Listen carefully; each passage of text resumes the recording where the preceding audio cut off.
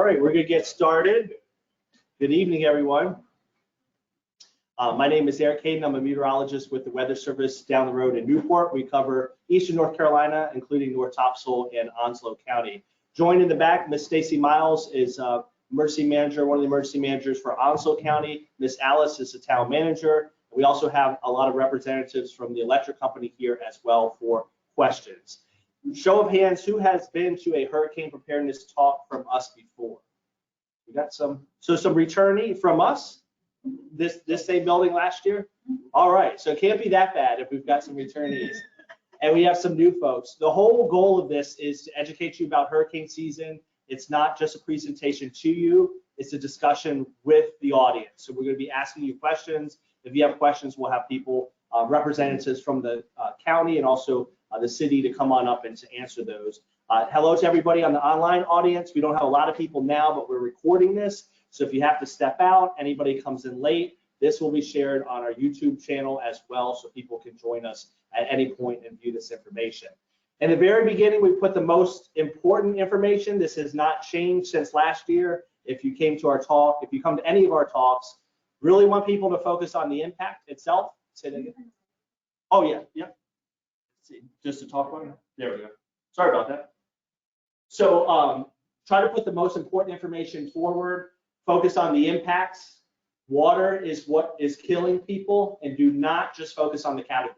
The news media, WNCT was here this evening. They're broadcasting live. Those are some themes that we try to educate the public about. There's a lot of focus on the category and not all the other things you should be paying attention to, which are all the impacts that any tropical system can produce.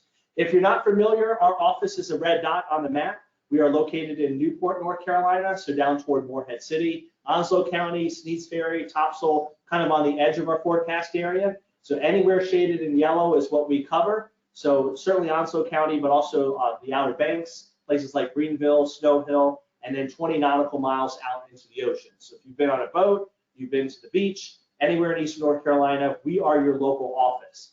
We do fall under the Department of Commerce and NOAA, so we're part of the federal government, and we're one of 122 offices. So it's not that we don't care about central North Carolina or down toward Wilmington. They're covered by the Raleigh or Wilmington office. So if you go anywhere in the country, you're going to have a local forecast office that's covering your needs.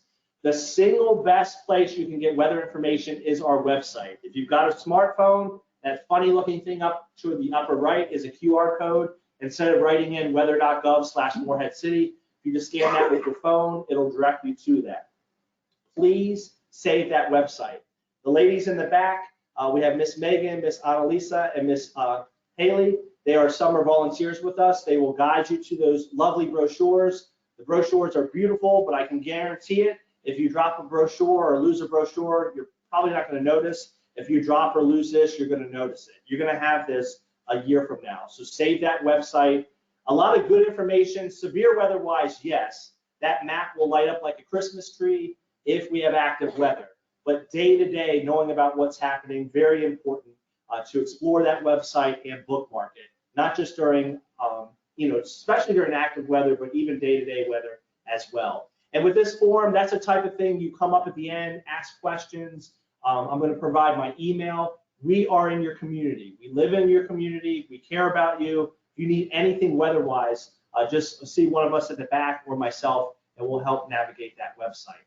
On that same website, we do have a tropical page. You can use a QR code and bookmark it if you want. If you scroll to the bottom, there's a tropical page, also a weather briefing page. This information we send to the community when the weather is active. Yes, for tropical weather like hurricanes and tropical storms, but the storms later tonight, we've been pumping out messages to the community. We've really changed.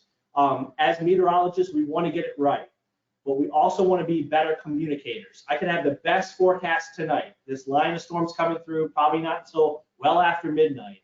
But unless you realize that, hey, maybe tonight I shouldn't turn on my phone on Do Not Disturb. Hey, maybe I should make sure this thing's actually charged, or I have a weather radio to get multiple warnings, ways to get warnings. We're trying to really improve our communication, and that's what the briefings really help us with active weather in the community. Social media is another way you can find information. anywhere on social media. If you just search NWS Morehead City, Instagram, Twitter, YouTube, Facebook. This is what we use to jump up and down and say, this is what you should pay attention to. Our website is great. It is information overload. If you want a tremendous amount of links on a website, come to the Weather Service. Doesn't mean that there's not good information. It just means you need to fool around with it a little bit. It's not going to be obvious to you, aside from that map that lights up if the weather is bad. Social media, if you want 30 seconds of what is happening today, tomorrow, this week, it's going to be on social media. High threat for rip currents this weekend, we're going to put it on social media. Severe weather headed our way late at night, you should have those phones charged and not on do not disturb. We're going to put it on social media. Mr. Eric writing a tweet the Thursday morning of Florence when he gets phone call after phone call from the media or the public asking if they should come back because Florence is weakening from a category 4 to a 1. No, no, no. Catastrophic flooding still expected. We get paid the same tonight, this beautiful evening in North Topsail, as we do when Florence hits. We don't use language like catastrophic because we make more money off of it. We use it because we mean it. And that's why we really use social media to get the word out to the community. There's a tremendous amount of information out there, some of it not good, some of it good. Please follow official sources of information. For the 3 ladies at the back, I forgot to tell you this story. They all know I'm full of stories. Last Saturday, my daughter takes piano lessons and she's doing some keyboard for a wedding singer over in Morehead City. The person leading the musical direction asked me, hey, I heard we're going to get a hurricane this Friday, meaning this Friday coming up. I said, where did you hear that from? I'm still trying to find it, see if I can see the source online. I said, there's Brett and I think Cindy or whatever the other one is. There's stuff out there, but nothing imminent going to impact us. There's a lot of misinformation out there, especially 7, 8, 10 days out. You don't need to be worried about things. Please follow those official sources of information. So that's our first part. Weather.gov, click on Eastern North Carolina, weather.gov/Morehead City, however you want to bookmark it, NWS Morehead City on social media. I spent 5 minutes on it because it is very important. You can help us by sharing that information. Do not share Joe Smo's weather page 10 days out. Can Joe Smo get it right once in a while? Maybe, but those other 9 times it's not correct. So please share information that is official and accurate.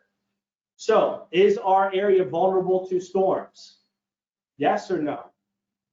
Yes. So I don't think this room needs convincing, but if you're new to the area, maybe. So this is a plot. The circle that you see is drawn 100 nautical miles around Morehead City, certainly including us here in Onslow County. All those lines are tracks of Category 4 storms since 1842. Can we get a Category 4 storm up here? Yes. Pretty rare, but that can certainly happen. Category 3, notice the lines increase. So never say never. We've had some 3s and 4s up here. So that's why we show this. It can happen. If you look at some of the storms in the late 1890s and also the 1950s, we've had storms just as bad, if not worse, than Florence. So please keep that in mind. Category 2, more lines. And Category 1 looks like a kindergartner drew on the map plenty of lines across our area. So yes, yes, yes, we are vulnerable.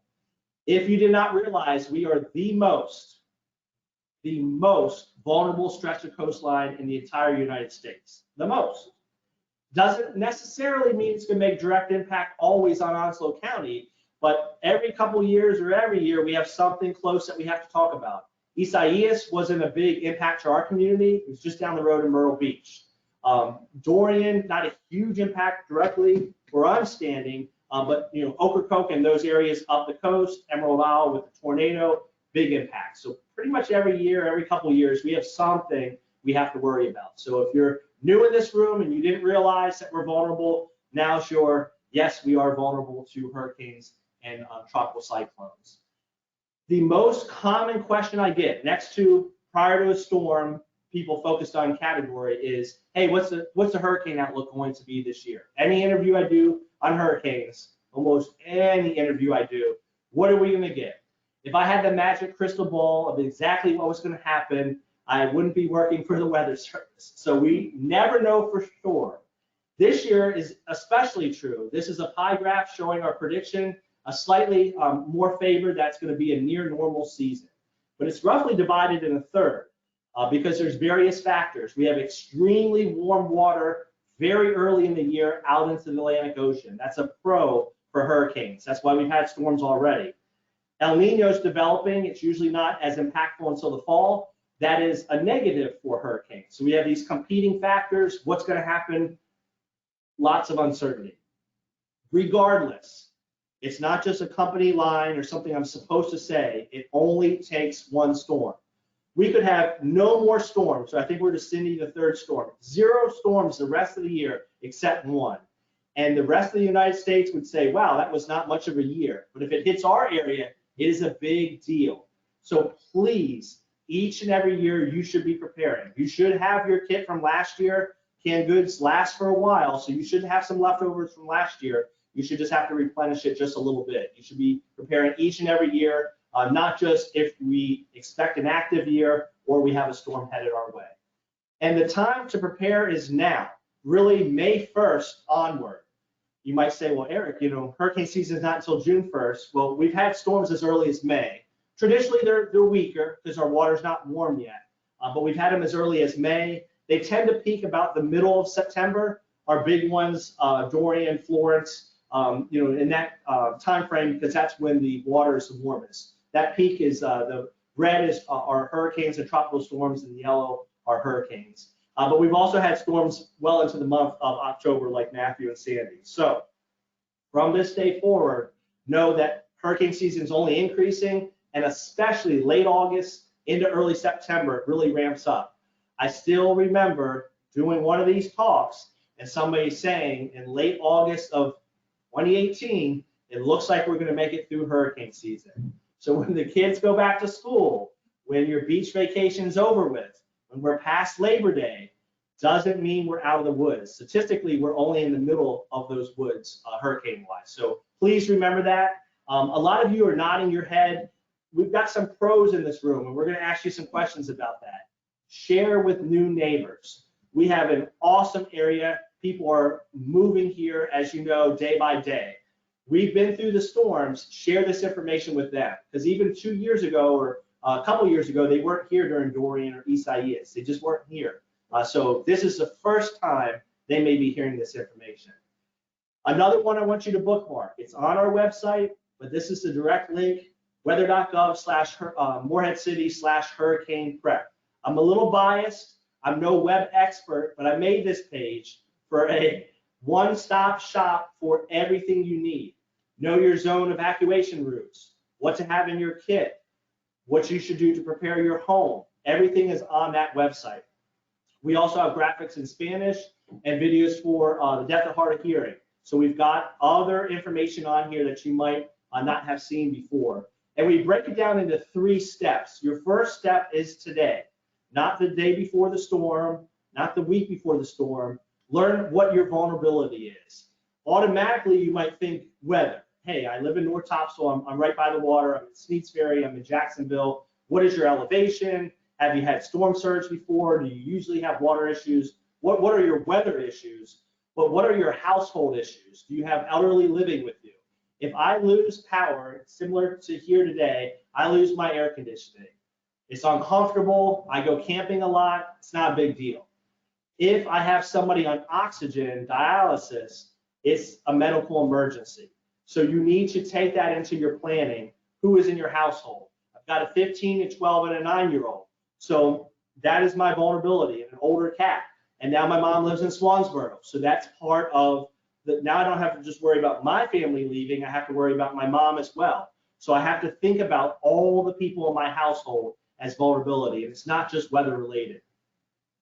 A good step in preparing for season is what we call a kit. Traditionally, we would tell you to have food, water, and medicine, non-perishables, things like canned goods, tuna fish, soups, pasta, something you could heat up water and you could cook, something that's going to last for at least 3 days. Include everybody in your household. If you have young ones, diapers, formula. If you have cats and dogs, whatever they need food-wise. Your medicines, bare minimum 3 days. If you can, stretch it out to a week. You want to be able to stay on your own if you choose to stay. You're not going to be able to go to the store like we do tonight and run out and get it in the days leading up to the storm. I can guarantee you one of the first things that will be out will be bottled water. You don't need us to tell you the storm is coming. Just go to the store, and if you notice all the water disappearing, you should probably be paying attention. So please try to stock that kit today. A lot of us in this room, if you're like me, we are extremely blessed. I could go to the store on the way home tonight and get everything I need. When I just got out of college, I could not do that. I'm extremely lucky financially where I stand today. Some families in our community cannot do that. Encourage those folks to spread it out. Get your water this weekend, and then wait a couple weekends and get your canned goods. Not only will that allow you to actually do it, it will spread out the financial impact. And again, please do not forget about everybody in your family. And the last step is have an evacuation plan. Where would you go if you had to leave? And pay a lot of attention to this because it may come to it, especially if that vulnerability is really high. If you need electricity in your home and you don't have a generator or you live in a flood-prone area, you really better have that evacuation plan. You can have the best kit in the world, but if that kit's floating down the street, it's no good for you. We like to recommend multiple options, and that doesn't necessarily just mean Kinston or Goldsboro or Raleigh. If you've lived here for any amount of time, sometimes they can get hit worse than we were. Some locations farther inland with Matthew were more impacted than we were by the coast. So I like to stress a northern and a southern route. Miss Stacy and I are big into the mountains, a mountain route, an out-of-state route, somewhere opposite of where the storm is. You want to have these multiple options so you can go in the opposite direction. Again, my family just moved to the area last August. So option A, Baltimore, Maryland, off the table. So now my option A is Columbia, South Carolina, or probably the mountains. The mountains can get flooding. I think it was just a tropical storm by the time it got up here. I don't remember Fred, but it cost lives in our state with drastic flooding in the western part of the state. So you want to be opposite, not just away from the coast. You want to be away from it. They get 5, 6, 7 inches of rain in the mountains, it's going to cause bad issues there. And you want to think about this today. The state and the county have evacuation zones. If you want to know your vulnerability or what zones evacuate first, it's called Know Your Zone, and that is on the website as well. And Miss Stacy can certainly answer any questions on that at the end. So that's all on the website.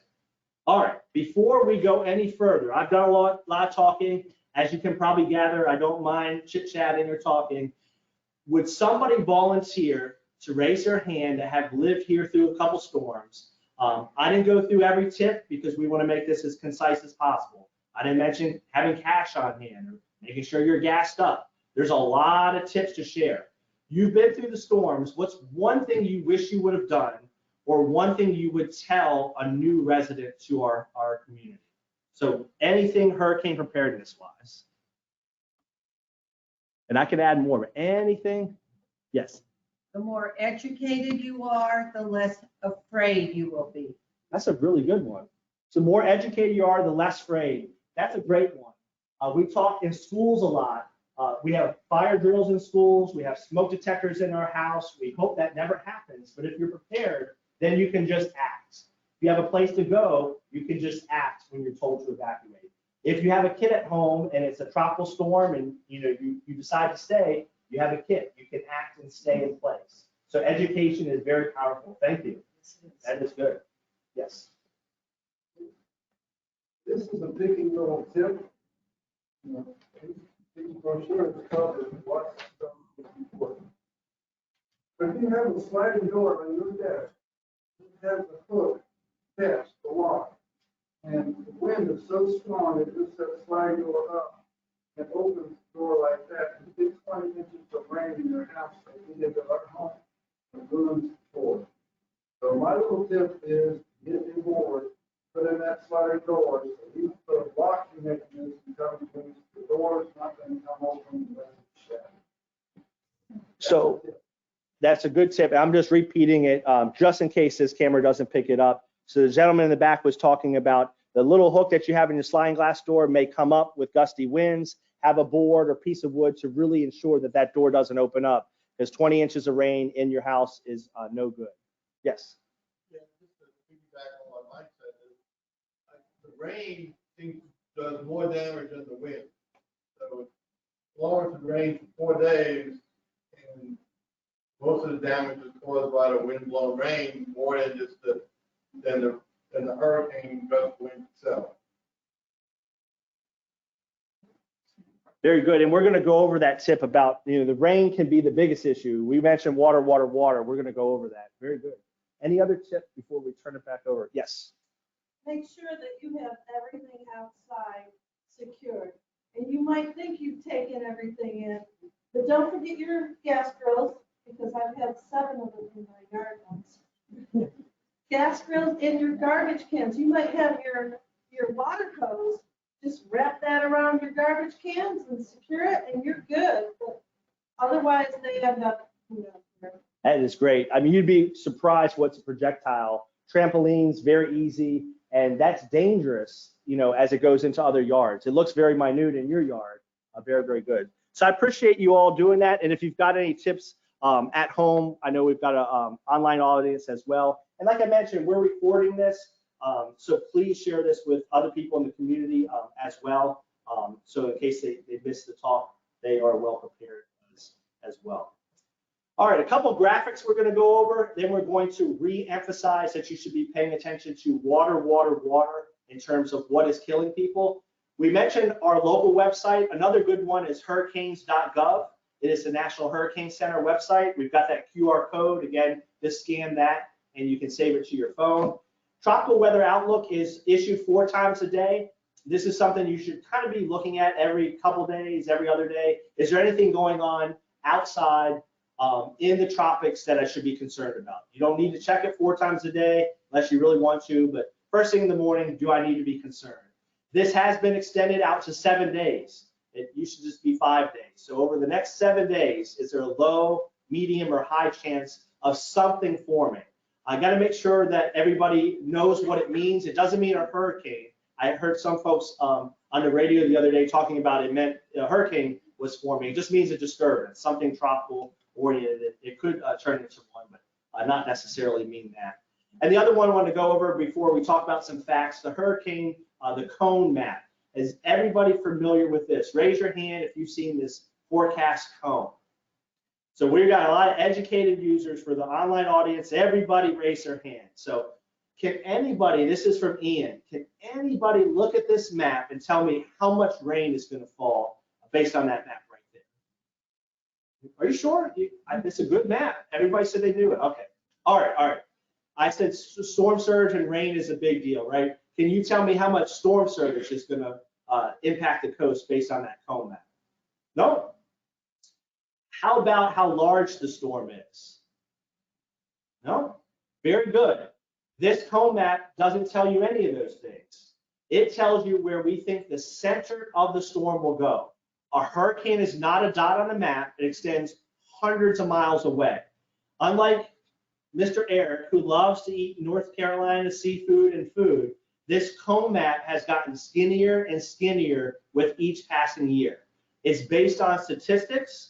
It's based on our forecast accuracy, which has gotten better. So it's not a big cone because it's a big storm and a small one. It's all drawn based on past history. And it's only where we think the center is going to go. For example, as Florence got closer, New Bern was outside of the cone because we were confident the center was going to go down toward Wrightsville Beach. But we know a storm is hundreds of miles across. So please do not just look at this as I'm in it or I'm out of it. We really struggle with that.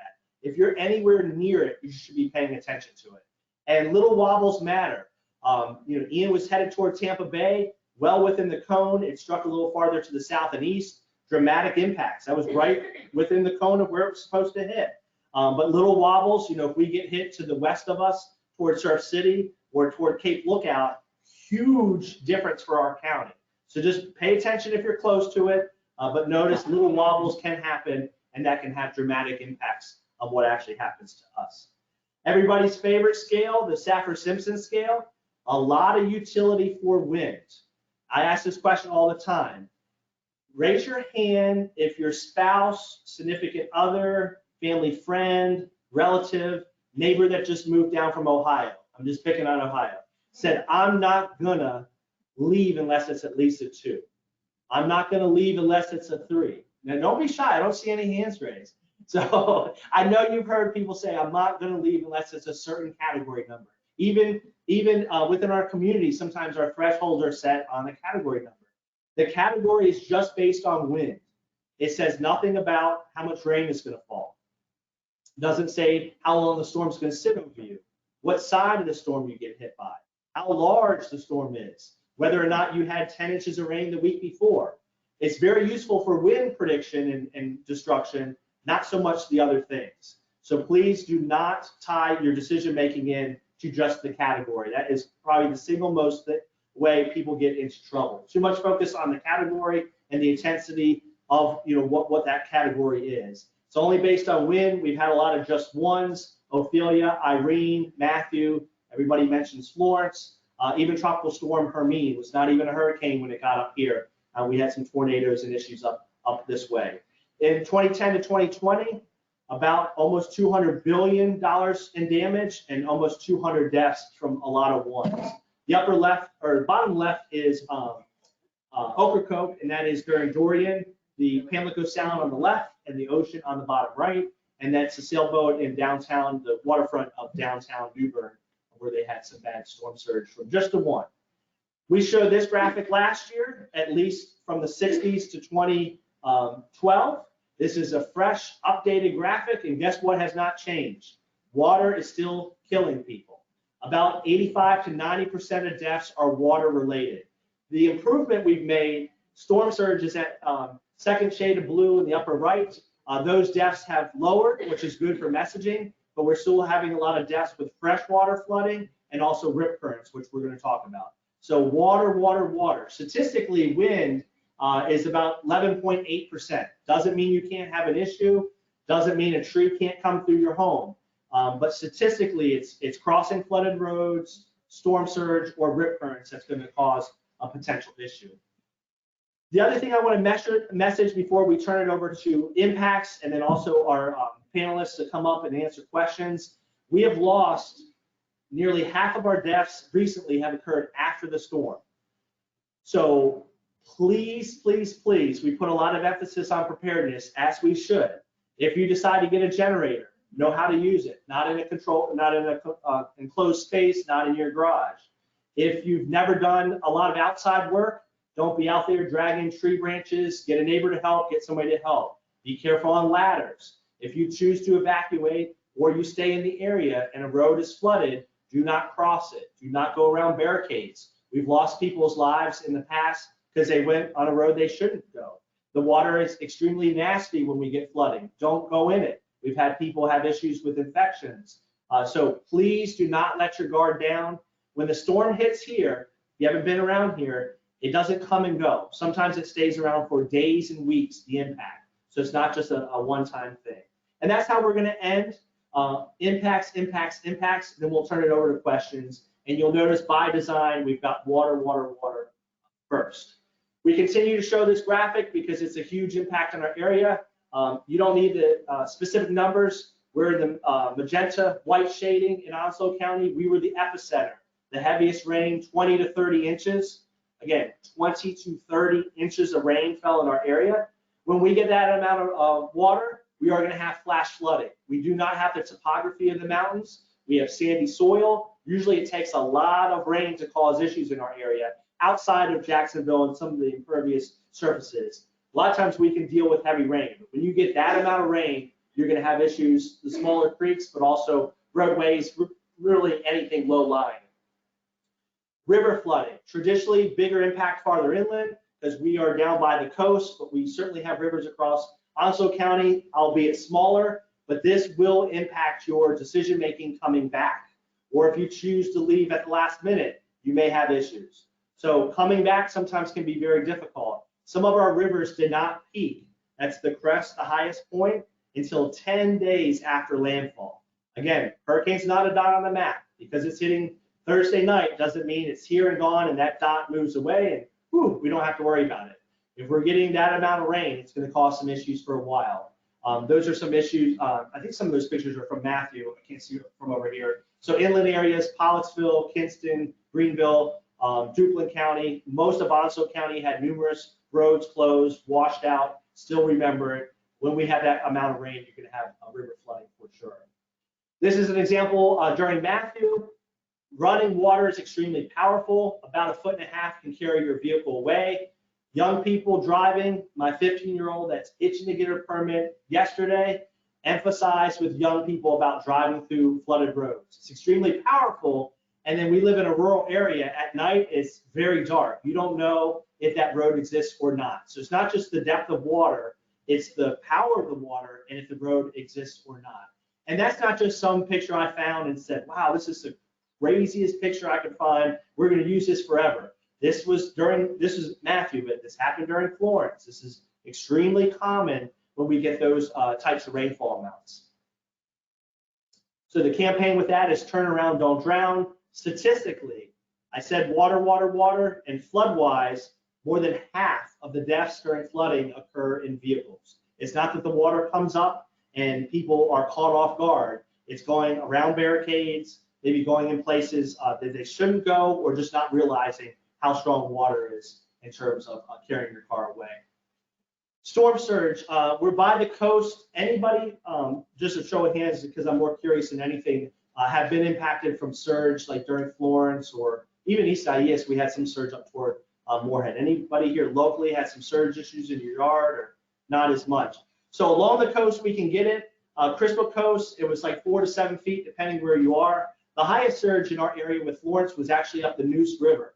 Pamlico Sound is very shallow. All that wind northeast to east funnel the water up the sounds in the Neuse River. Happens all the time, Pamlico River, Neuse River, not to that extent. But it's hard to imagine if you just moved to New Bern, you're 45 minutes in from the coast, that 10 feet, basketball size hoop of storm surge can come up into the downtown area. They had surge with Irene, but nothing like that. And then on the sound, it can slosh back, and we had major issues, Hatteras Island and Ocracoke. That's pretty common, but we can get surge around here, especially North Topsail, the north end of the beach, Sneads Ferry area. So if you live in a low-lying area by the water, you are susceptible to surge. That's the rise of water ahead of it. That is something that will happen very quickly.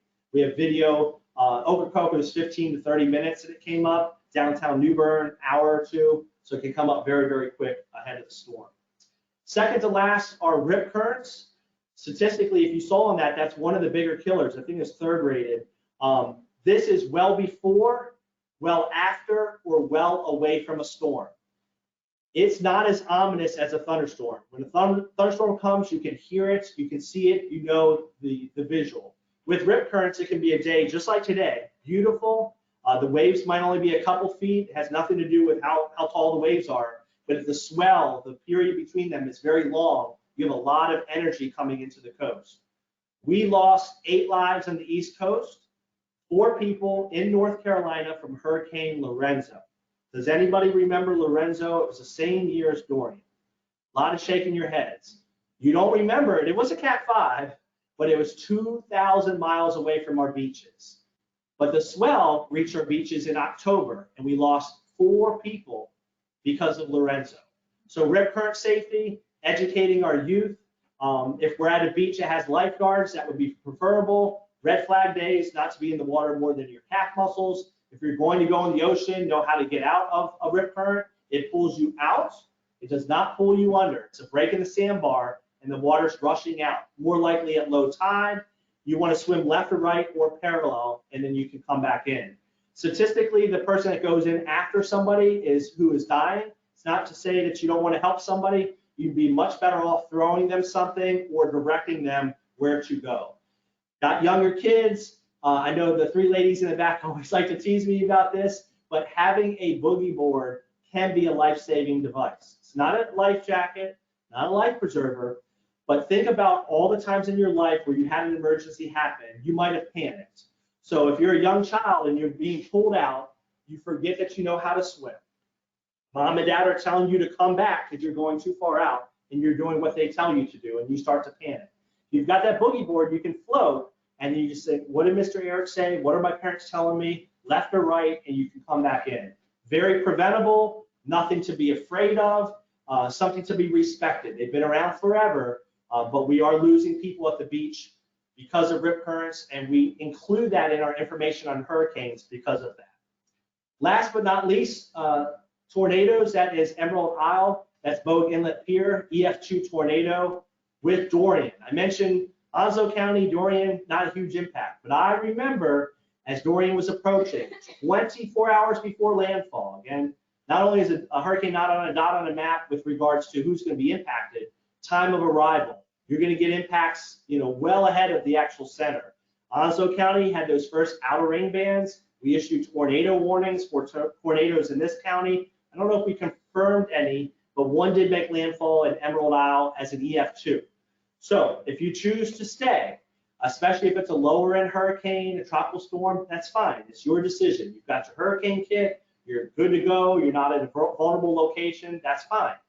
If you choose to stay, make sure this is all powered up. Make sure you have an anchor battery or something that can charge it more if the power goes out. Have a weather radio. Have multiple ways to get warnings. So as you're in your home, you're not going to be out gallivanting around, but as you're in your home, you get those warnings, you go into the interior downstairs part of your home. Tropical tornadoes tend to not be really big. This did some damage on the immediate, they've got some smaller homes on the immediate coastline, but we want you to seek shelter in a safe spot. They often happen very, very quick. They're not like long-worn tornadoes. They usually happen very, very quick, and then they end very quick as well. And I did not have wind on there. There's a lot of information on wind, how to prepare your home, really trying to get people toward the water. Statistically, that's what's going to cause issues with your life. Is wind going to be an issue with your home and your shingles and causing property issues? Yes. Is it going to be a pain losing parts of your home and having flooding, dealing with insurance? Yes. But I would rather you come here next year for this talk and still have your life. So that's why we talk specifically about water. So we're pretty much done. When I get to this point, I've done this very often. I think that's a lot of information to throw at you. We have zero control over the weather. As much as people tease us about being able to control the weather, you have no control over how many storms we get. You have no control if you already bought your house. You are where you are, right? But you do have control over doing something about what we just talked about. You do have control over getting your water this weekend or your canned goods. Again, I can promise you if you wait and we get a storm anywhere in the general vicinity of North Carolina, you're not going to have that chance. You do have a chance to share this information. We have a good audience tonight, but it's a beautiful evening. Not everybody is here. Share the recording. Share this information. Don't make your decisions just based on category. And like I said, don't forget about after the storm. If you get that generator, know how to use it. Don't be in a rush to get back here. I know you can mitigate a lot of damage, but you can always fix your house. Don't rush to get back after the storm itself. And last but not least, oops, we'll go this way. My email, if you have any questions tonight, hey, where's that recording? I want to share this information. Can you speak to my church? We will speak to anybody. We're trying to get into the community as much as possible. We used to do talks in May, and then we would pretty much, that was it. Hurricane Preparedness Month, and that was it. We do talks May, June, July, August, September, October. We practice what we preach. We're going to be talking about this right into October so that we can reach new audiences. If you have a new audience, email me. We'd be happy to come out and speak. So at this point, I'm going to turn it over to you all. Any questions you might have? We've got representatives from the town, the county, and also the electric company. If you've got any questions, now's the time to ask them. I'll be here as well. When they're speaking, I'll probably do a little camera work and panning around so that everybody can see at home. Any questions? Miss Stacy's coming up from the county. They do a very, very good job. A lot of good information on their website as well. One of the best counties in the state, really, so you're quite lucky preparedness-wise. Thank you all for coming out here tonight. And Ms. Ellis, thank you for hosting the National Weather Service. One of the things I did want to speak to you about was the sheltering in Onslow County. So The county itself specifically oversees all of the sheltering. For you all, the closest shelter is going to be the new Coastal Elementary School. It's a really beautiful school. It is hurricane rated, and the whole side of the building that we're going to be using is fully generated. So that includes the kitchen. We're very excited. The school system has been an excellent partner for us for years, and they come up with this design concept. So we're extremely excited about that. All of our shelters are ADA compliant. So if you have a service dog or miniature horse, they are welcome at all of the shelters. If you have pets, though, you'll need to go into the city of Jacksonville, and Jacksonville Commons Middle School is our pet-friendly shelter. We do take everything. We had 5 snakes during Hurricane Florence. We just asked people to bring a kennel, a cage, some food. Our animal services set up in one of the hallways there at Jacksonville Common, and they're there to help take care of the animals and protect the animals. And then they just work with you all while you're there. We do tell you to bring like sleeping bags, blankets. We provide cots. We do have anywhere from 50 to 100 cots per shelter that we provide. So bring sleeping bags, blankets. If you have special dietary needs, bring some stuff, and we can work with the nutrition worker to protect those. Bring extra medications.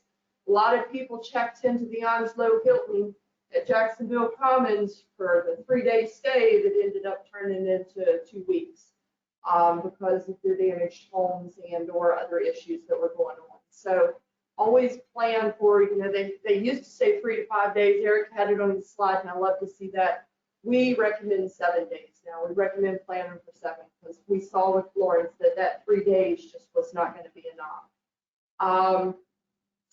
That's a lot for what Onslow County, what I came to speak to you about. I would say too, Eric talks about official sources for you all. Town of North Topsail Beach is going to be your official source of information.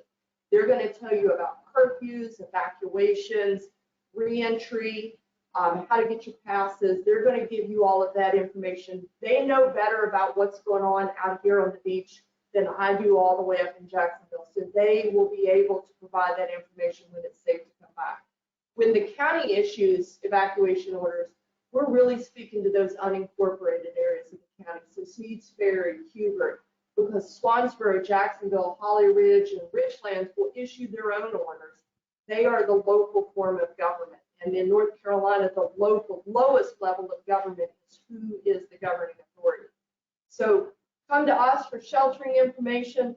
We have a phone bank that's set up that you can call anytime. When we activate the phone bank, it's open 24/7, and they are a plethora of information.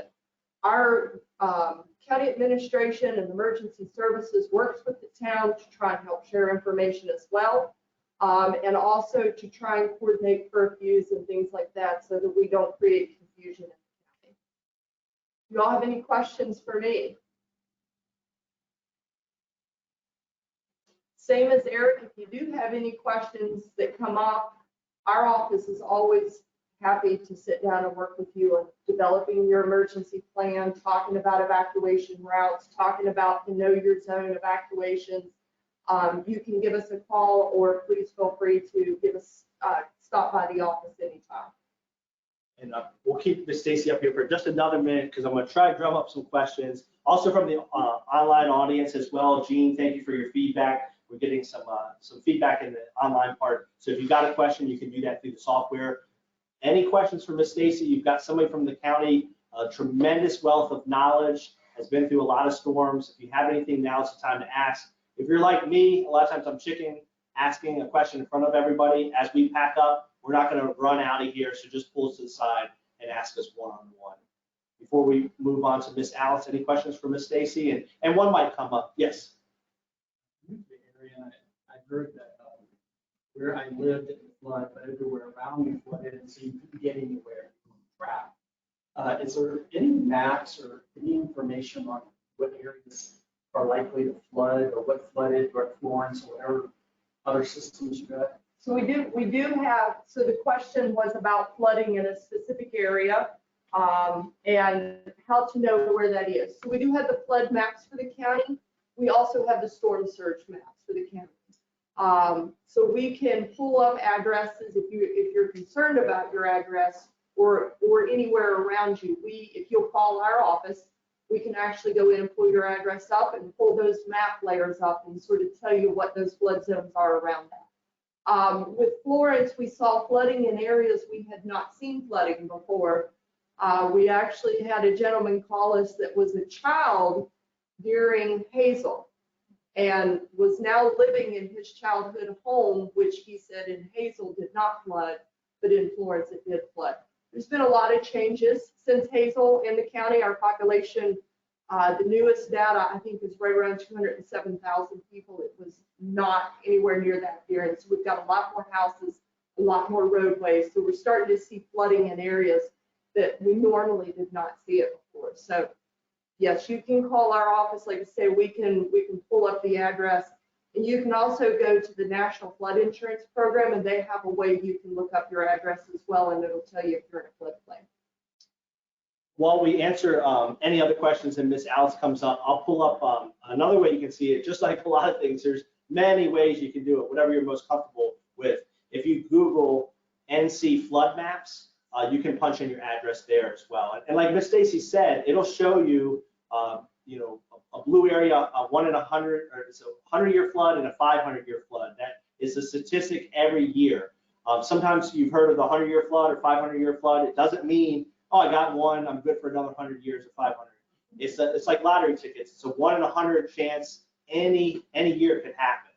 So you're statistically more likely if you're in that the 1 in 100, a little less likely the 1 in 500, which I think is yellow on the map. But if you're anywhere close to that, you should be paying attention. Like Miss Stacy said, that places that had flooded that had never flooded before. Knowing your elevation is another important step. Where I live, I'm closest to the flood zone in Carteret County, but I'm at like 38 feet, which is like a mountain down here. Trying to explain it to people up north, it sounds like you're low. I said, no, that's really, really high. So knowing your elevation is important as well. So I'll load that up as we continue to talk, because I can never do two things at once, but I'll put it up on the screen and then so the folks at home can see it as well. Any more questions? That was a really good one for Miss Stacy. Yes.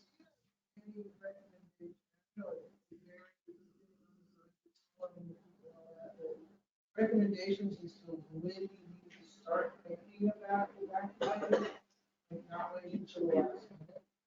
So the question is, when do we recommend people evacuate? And that's where I'll say, just like Eric has said, every storm's a little different. So listen to the information we're pushing out. We used to talk about the category of the storms, but if any storm really taught us that a storm is bigger than the wind, it was Florence.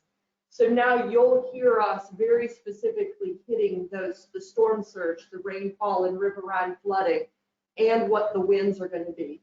If you need to look at specifically your house and where you're at, when the structure was built, and sort of what the history in your area has been. Are you at a flood risk? Are you at a storm surge risk? Or is it an older home that might not have been built to sort of the current hurricane standards? You're going to take that information, and then what we're telling you we're expecting here in Onslow County and North Topsail Beach, and then that's where you will start to make those decisions. You're going to listen to Miss Alice and the town here talking about whether they're recommending evacuations, and you'll hear us talk out in the county as well. Like I say, for areas like Sneed's Ferry, if we're worried about really high riverine rise and flooding from that, you might hear us telling people to evacuate if you're anywhere near a river that may be impacted by that flooding or that storm surge. Our zones, our hurricane zones, the know your zone evacuations are built around a combination of the water and the wind. So we're going to give both of those informations to help drive that decision-making process, but it's a very personal decision.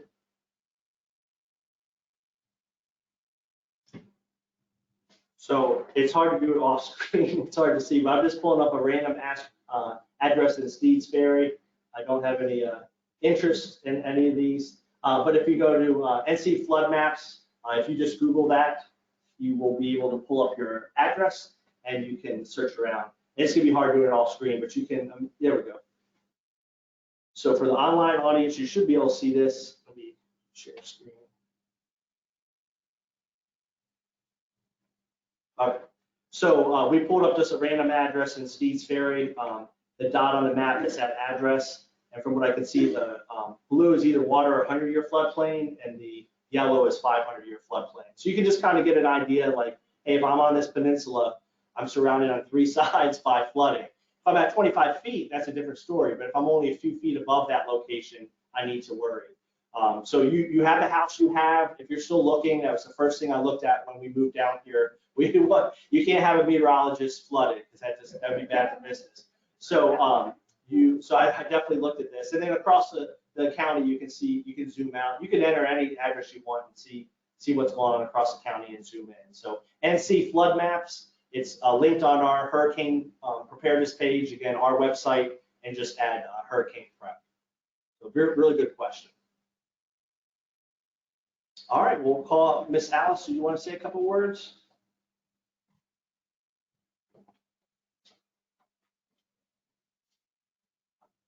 Thank you. Thank you, Eric. Thank you, Stacy, for coming tonight. It's always a pleasure to have you here. Thank you to everyone who took time out of your busy schedules to join us to talk about hurricane preparedness and learn and prepare. We appreciate it. Now's the time to prepare. Just to build on a couple of things, I would just like to encourage everyone, residents, if you have not already got your re-entry passes, if you could please do that now in advance of any storm. You can go online, you can come into town hall any day between 8 and 5 to apply for one. But like I said, you can do that online now as well. If you have one currently, they're good until through 2023. So if you have one, it's still valid. Those will be renewed in 2024. Just keep in mind too that 72 hours of a pending storm, you're not going to be able to get a reentry pass. So we ask that you do that and plan now. 72 hours before a pending storm will be, of course, staff will be assigned to focusing on preparing for the storm and the impact. So we'll be buttoning things up, getting contractors in place, and doing activities like that. So we ask that you get that in place first. And also, as far as communications go, sign up for Code Red. Now, if you haven't already done so, you can do that on our website. That is where you will receive all the official notifications from the town. Now, we will still put things as we can on our website, on social media, or our Facebook page, but Code Red is what you should sign up for. That is our main source of communication during any event. So please do that if you have not done so already. Is that just you sign up through your website? Yes. Okay. Yes. Yes, it's right on our website. When you sign up, going forward, you will be on our list. Anything that we send out for Code Red for any emergencies, and it also relates to not only hurricanes for hurricane season, but any emergency that the town enacts that you will get notification on. That would be our main source of communication. One thing I learned through these forums, Code Red will work anywhere in the country. So if you enable your phone so it can follow where you are, you can get weather alerts wherever you are. I didn't know that. So you can sign up for that feature. It's nothing that we sponsor, but it's good for pushing it out. Any questions on Code Red or your entry pass system? Just to let you all know too, as far as preparation goes, there's things that we go through as a town just to prepare for hurricane season. So in May, that's when we blow the dust off of our plan, sit down, go through everything. We have debris management contractors in place, Crowder Golf and Tetra Tech, one that removes the debris, one that monitors the debris contractor. So we have what we call sunny day meetings with them where we spend a half a day, go over everything with staff and talk about any changes that have been made. We talk about preparation. We talk about where we're staging.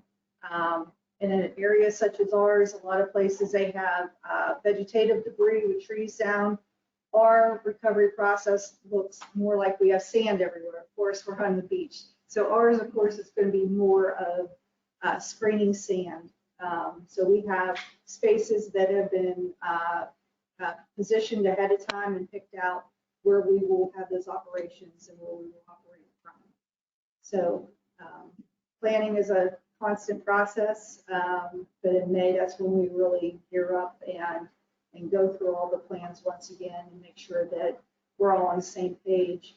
Of course, this year too, reaching out to the utility companies. We have representatives here from ONWASA, Joe MC, and Forrest as well. Because I know last year we had some questions as far as utilities go, so we want to make sure that you have, if you have any questions as far as those go, they're here to answer your questions as well. So, could you talk a little bit about how the emergency management teams in town decide when that bridge is going to be closed, when the last car is going to be able to cross it? And also about the entry process, you mentioned how you determine when people can come back and check on their properties. Yes. So one question was on the reentry process and how that works. Basically, it's a tiered system.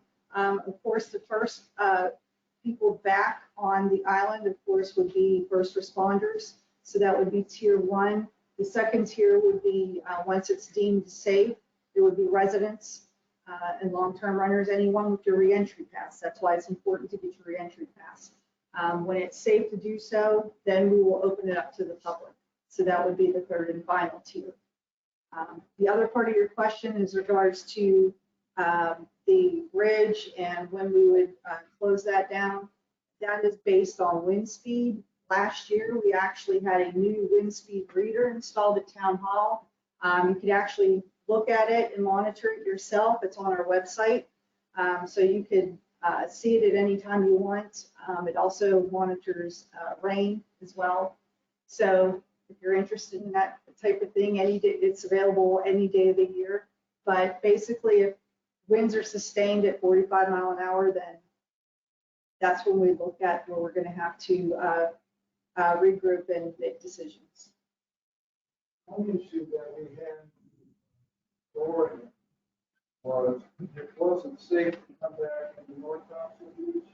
The people were crossing the Surf City Bridge was wide open. They got to the North Topsail Beach Surf City line and there was a barricade because it wasn't safe yet coming to North Topsail. So just be aware, look on the town website, be sure that the town is actually open and so that you can come back in town. Don't be frustrated if the town is still closed. We haven't issued that we are now open now.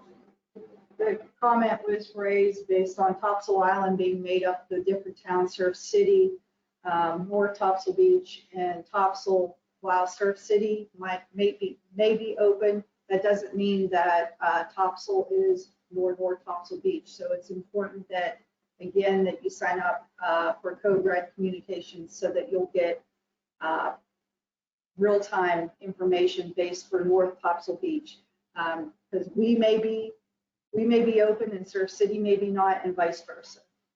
And chances are, if Surf City is not reopened, then more likely Topsail will not be reopened because that's how everyone would access the town of Topsail Beach. Alice, I had a question for the ONWASA people. I was also told last year, and I don't know if it's correct or not, but at some point I was told that the water would be turned off if the storm gets too severe. Is that correct? I'll let the representative from ONWASA speak for ONWASA.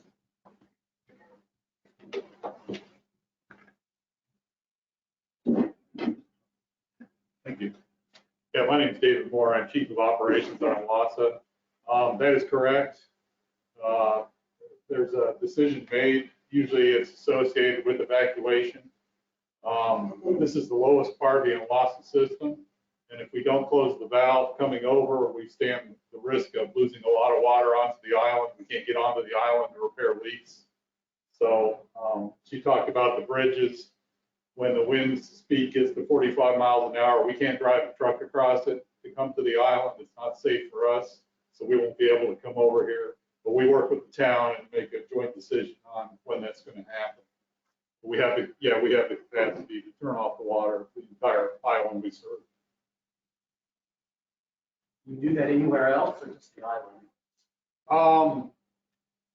On the island, it's kind of a preventative measure. We do it in other areas as the storm comes through. Say we start to see a large water loss somewhere, we'll go out and shut it off or use an automated valve to close off sections of the system to preserve it. In Florence, we lost around 40% of the system in the first 3 days, but by taking some of these proactive measures, we were able to restore water service to everybody within 4 days after the storm passed. So, may I? Oh, yeah. A couple other things for Onwassa. We have a fairly robust damage response. Almost all of our facilities are generated. The water plant, the Dixon water plant serves this area. It's fully generated, capable of running for long periods of time on generator. We have damage assessment crews. They're designated personnel and vehicles that are ready as soon as the storm passes. We actually stage a crew at the Dixon water plant, and they're assigned to the beach. So that's when we're able to get back across, the first thing to do is come over here and start to assess the system and figure out what we need to do over here.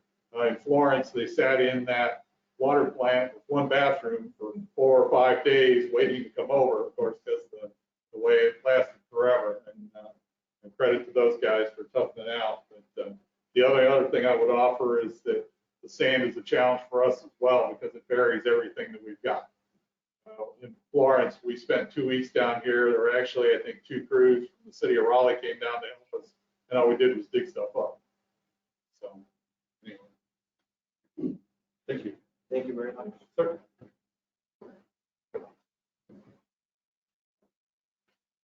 Any other questions? Did anybody want to say anything from electric company or you? Yeah, we're kind of representative from. You just step on up. Straight for the camera. Hey guys, I'm Rick Moretti with Jones Onslow EMC. I'm actually right up here on 210 at the State Ferry office. Speaking of the water being shut off, a lot of people think that we turn the electric off. We do not. There's safety features that are implemented and they work year round. That if anything gets into the lines or implements tearing down lines or anything like that, it goes off automatically. Now, we won't send anybody out, obviously, for till the winds are right and it's safe to be able to work. We also have wind speeds for getting in the bucket. We do not get in the bucket over wind speeds over 25 miles an hour. So we have that to do also. So basically about the same thing. And the bridge, that was a good comment on the wind speed on the bridge and stuff. That lets everybody know that. And you were talking about Surf City, people being able to come across the drawbridge. Well, the drawbridge isn't there anymore. So they've got the same thing that you're gonna have to deal with here at North Topsail with the high rise. So wind speed is a big thing. Any questions for me that I can help with? I'm right up the road right here on 210 at Sneads Ferry. If anybody's got any questions, please don't hesitate and get my phone, my contact information from anybody here. Alice has all that contact information also. Thank you.